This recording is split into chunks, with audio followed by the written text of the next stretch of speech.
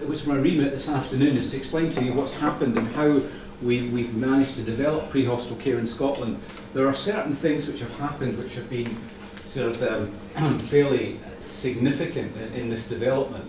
And that was the initial starting of BASICS, which is the British Association of Immediate Care. And that started back in 1977. In the 80s, in England, we started to get a few paramedics. In Scotland, we didn't get any paramedics really till the 1990s. But paramedics have kind of changed the whole thing. Once paramedic training came in, as far as the government is concerned, that's where they were putting the money. And if that's where they're putting the money, they don't put the money to put the money anywhere else. And that's where I'm sure the problems will come for yourselves, and certainly have come for us. And we run 16, 17 courses minimum a year.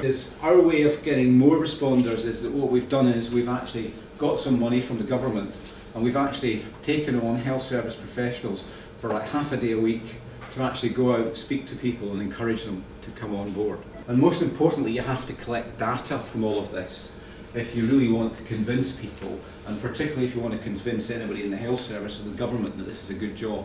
The initial education has to be face-to-face. You have to get people in a room and show them what you want them to do.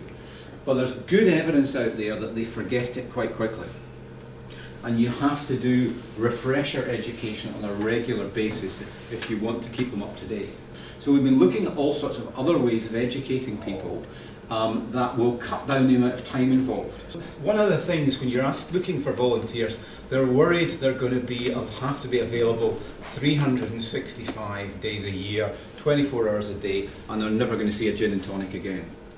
Ambulance controllers do a fantastic job, but they frequently forget to call people out at various times, and you have to continually have a relationship with ambulance control over this. But one ambulance isn't good enough for a cardiac arrest. 3 people is the very minimum you need. I think the big gains in pre-hospital care are to be got really early on in the whole thing. I think the first 10 minutes and getting people there very quickly are really important in both trauma and cardiac resuscitation.